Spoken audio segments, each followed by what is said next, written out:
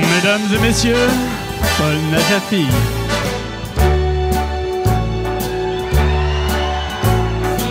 Ayman Sadela. Start spreading the news. Jean-Nicolas I'm Finn. leaving today. I want to be a part of it.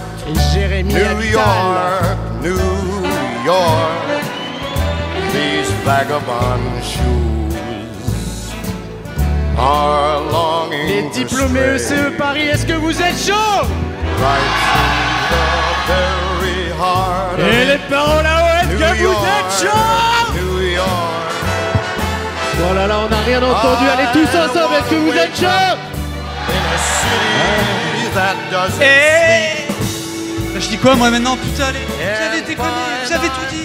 Eh ben attends, écoute, en même temps, ils ont pris 4 présentateurs, il fallait bien qu'ils le payent d'un moment ou d'un autre.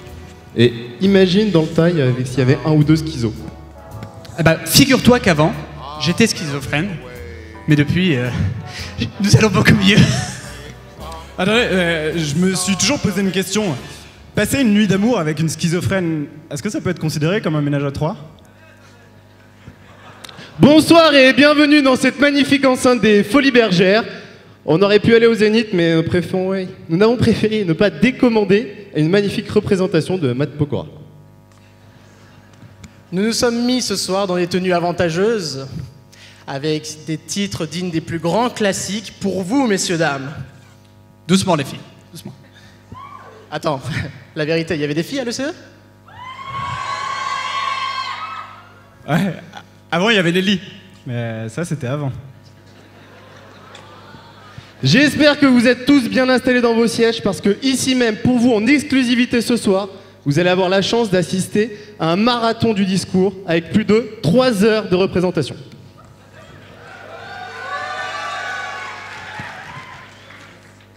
Trois heures de représentation, messieurs, dames. Ça ne va pas être si long, je vous assure. On est plutôt bon. Bien. En fait, je sens... Attends, laisse-moi finir quand même, Ayman. Je sens que des questions vont fuser, rembourser. Les places ne sont pas remboursables. Je vous l'annonce. Bien. Je peux y aller là? Bien sûr, je t'en prie. Ok, mes confrères, certains plus que d'autres d'ailleurs, et moi-même, nous nous sommes demandé quelle était la meilleure manière de vous faire passer un dernier bon moment. On cherche encore la réponse. Waouh. Ça fait donc ça de parler devant 1300 personnes pour ne rien dire? Oh, c'est beau. Les gars, je crois qu'on a raté notre vocation. On aurait dû être prof.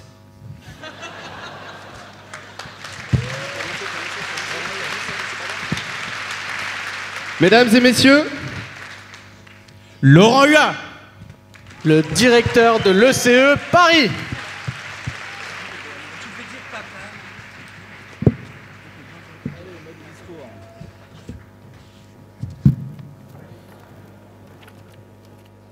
Oh là là, ils ont mis la barre très haut. Bonsoir à tous. La famille est rassemblée pour ce moment magique de la remise des diplômes à la promotion 2012. La famille, c'est vous, les garçons et les filles de la promotion. Ce sont vos parents, ici présents, que je remercie d'avoir attendu jusqu'à ce que nous commencions. Ce sont tous les partenaires de l'école qui nous font l'amitié d'être ici ce soir. Je détaillerai au fil de mon discours. Et puis, ce sont bien entendu tous les professeurs et l'ensemble de l'équipe ECE qui nous fait aussi l'amitié d'être présente à vos côtés. Une école, c'est pas des murs, c'est pas un programme, c'est pas, je ne sais pas, c'est pas une adresse. Une école, c'est un esprit qui souffle.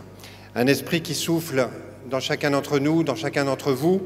Un esprit qui souffle dans une communauté très large, qui va des étudiants aux professeurs, jusqu'aux diplômés bien sûr, et puis à tous nos partenaires dans les entreprises et même au-delà des frontières. Une communauté qui, grâce à cet esprit, permet aux jeunes de s'épanouir pendant leur formation bien sûr, mais aussi après. Voilà peut-être la première chose que je voulais vous dire. Alors nous sommes aux Folies Bergères.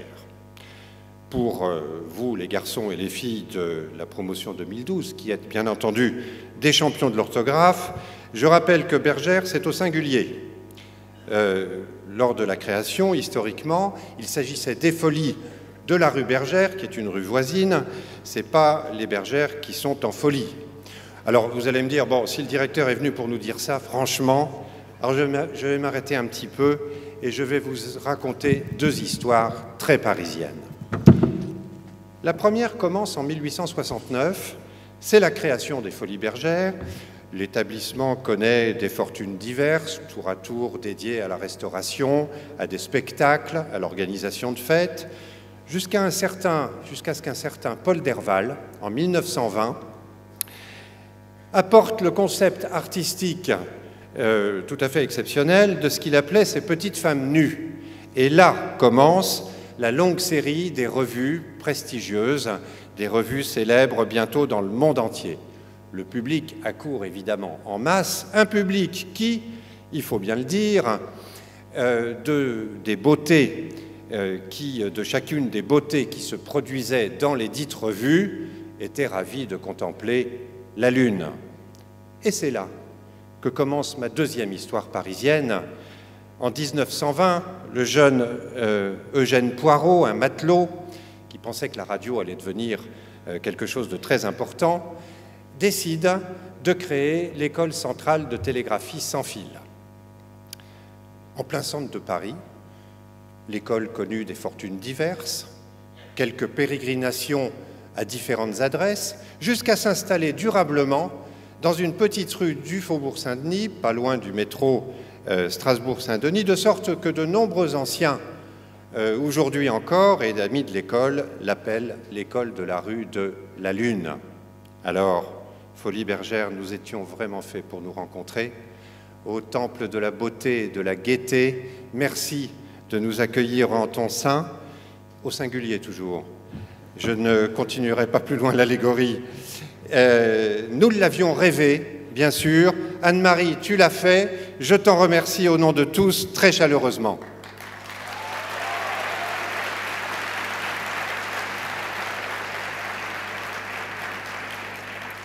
Alors, je m'arrête un instant pour toi, Anne-Marie, et je vous l'annonce à tous, puisque c'est maintenant très largement su.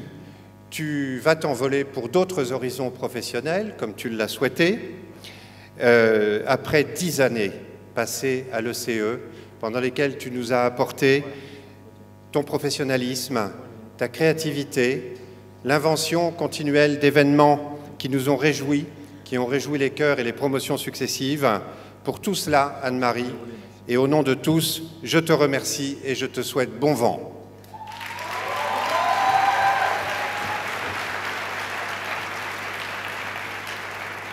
Alors, puisqu'il s'agissait d'un astre proche, je m'adresse maintenant à vous tous, les Pierrots et les Pierrettes de la promotion 2012, pour vous dire que finalement, notre histoire est commune, en tout cas dans la période récente.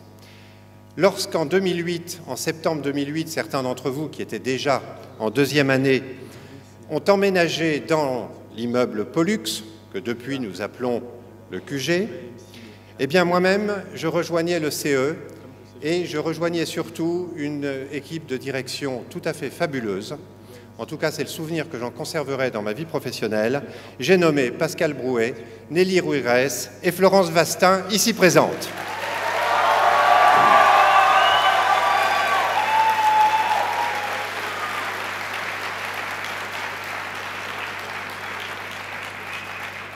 Alors avec eux, avec vous tous et avec toute l'équipe et avec tous les professeurs, qu'est-ce que nous avons fait? Je crois qu'il est intéressant d'y revenir très rapidement.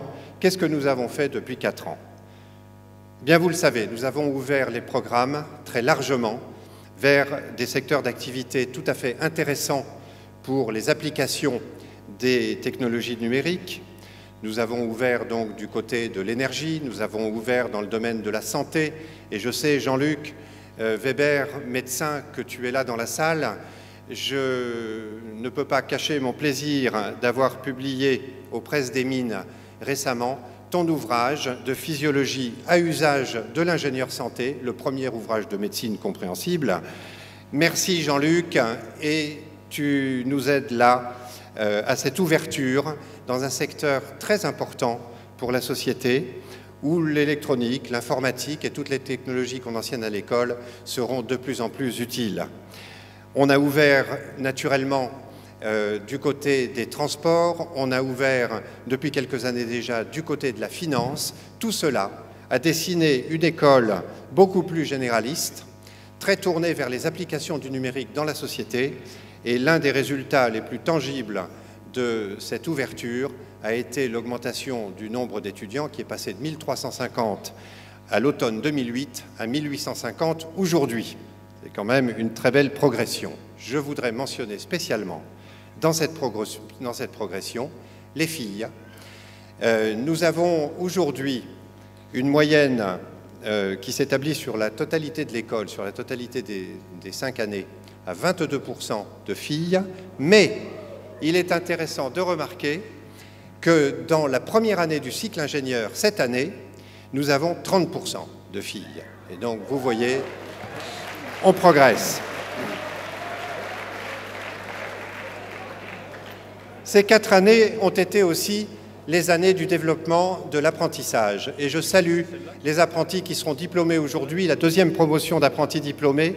Je salue également Colette Lucien, directrice du CFA Léonard de Vinci, qui nous fait l'amitié d'être ici ce soir. Nous sommes tous très fiers du développement de cette section d'apprentis qui compte aujourd'hui très exactement 115 élèves en alternance dans les entreprises et qui est, je crois pouvoir le dire, considéré par la région Île-de-France comme un exemple, tant dans son organisation que dans sa réussite et dans son mode de financement. Nous avons également, en 4 ans, doublé le nombre d'accords internationaux, passant de 37 à 74, une progression formidable que Albert, tu avais initiée et que Julie Pidel a continué avec une énergie de tous les instants. Voilà qui fait connaître le CE beaucoup plus largement à travers le monde et je crois que c'est une chose qui, bien entendu, vous a profité à vous, la promotion 2012, dans toutes les possibilités que ça vous a ouvert d'étudier à l'étranger.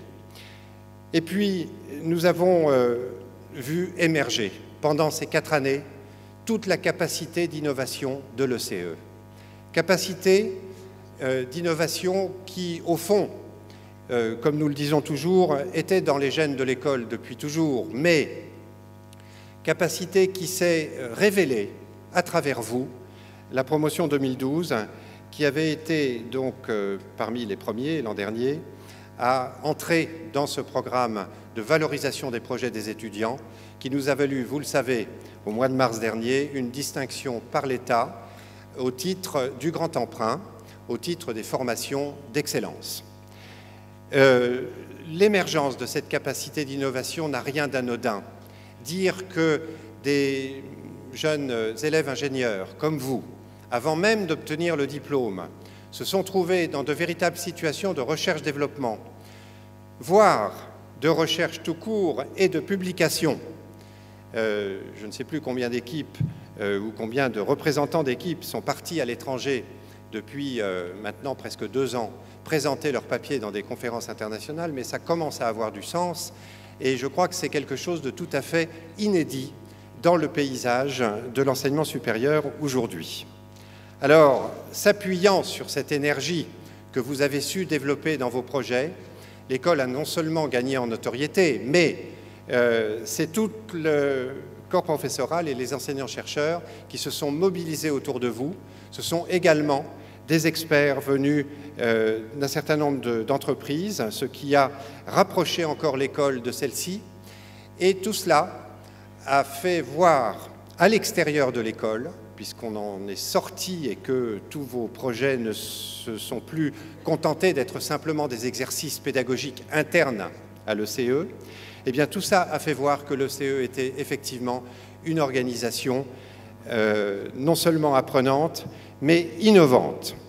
Je crois que c'est cet axe qui aujourd'hui nous fait entrer dans l'incubateur que nous avons créé l'année dernière, nous fait entrer les unes après les autres des équipes d'étudiants dont le projet est de créer des start-up. Nous en avons 4 actuellement et nous aurons très certainement 4 ou 5 équipes de plus dans une dizaine de jours. Eh bien, tout cela montre que l'école était capable, qu'elle a un potentiel énorme de créativité et que cela peut se traduire concrètement par du développement d'activités par les élèves eux-mêmes, par les diplômés eux-mêmes. Je crois que dans la période que nous vivons, dans laquelle on sent bien qu'il est important, certains disent, de réindustrialiser, eh bien, le CE va pouvoir jouer le rôle qu'elle doit jouer. Alors, pour conclure ce résumé très rapide, bien sûr, de ces 4 années, je voudrais simplement vous rappeler la progression de l'école dans les classements. En 2008, sur 67 écoles post-bac, vous savez qu'il y a 208 écoles d'ingénieurs en France, dont 67 qui délivrent un programme en 5 ans et qu'on appelle donc les écoles post-bac. Eh bien, en 2008, dans le classement de l'étudiant, qui est le plus important de l'année, bien sûr, pour tout le monde, nous étions à la 25e place sur 67. Et puis, en 2009, nous sommes passés à la 19e place, en 2010 à la 15e, en 2011 à la 6e, et cette année 2012 à la 5e place.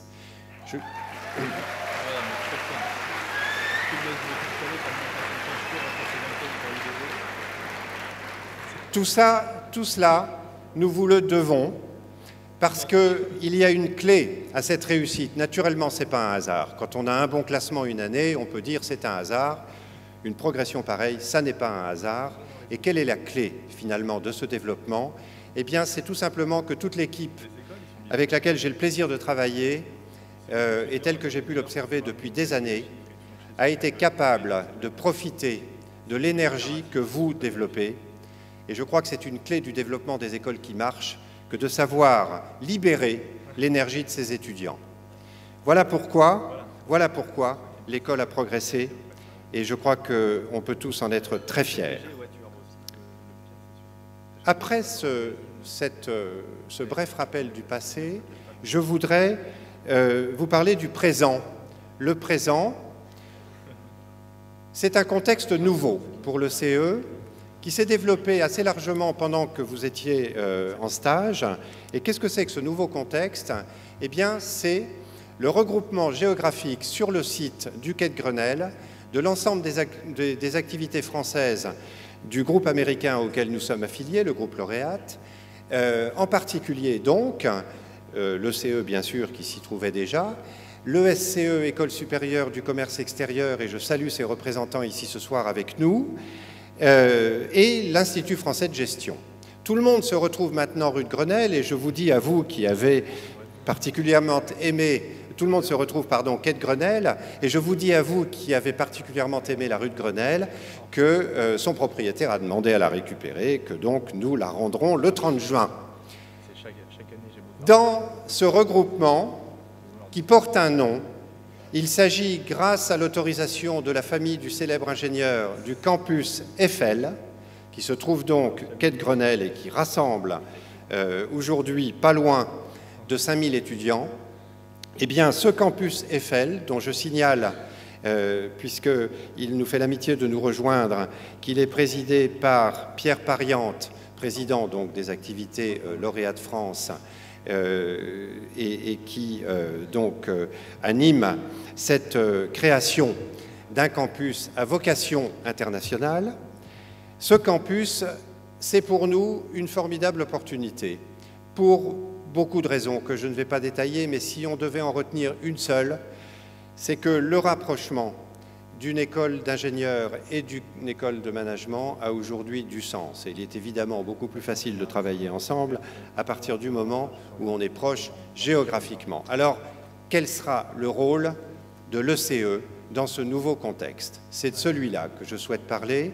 Vous pensez bien qu'une école comme l'ECE, avec une culture très forte, avec une identité très forte, ne peut pas se contenter d'un rôle banal et surtout pas de spectateur. Alors nous avons tout de suite engagé 2 projets qui, dans le cadre du campus Eiffel, vont lui donner du sens. 2 projets de développement importants. Je les cite.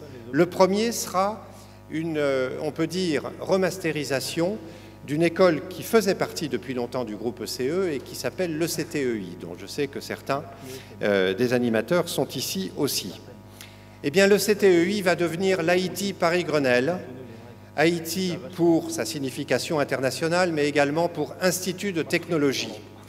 Et quelle sera la vocation de l'IT? Eh bien, c'est de devenir le premier bachelor technologique international en 4 ans, développé en France, notamment pour préparer des étudiants à entrer plus tard, aussi bien au niveau M1 dans les écoles d'ingénieurs que dans les écoles de management. En fait, ce bachelor d'un nouveau type qui correspond au standard international que nous trouvons aussi bien en Amérique qu'en Europe aussi d'ailleurs et qu'en Asie, sera le moyen d'associer intelligemment technologie et management. Et c'est l'ECE qui apporte ce projet à l'association d'ensemble en donnant par là même un sens évidemment beaucoup plus profond à la coopération entre l'école d'ingénieurs et l'école de management. Le deuxième projet sera le premier diplôme national de master de l'ECE.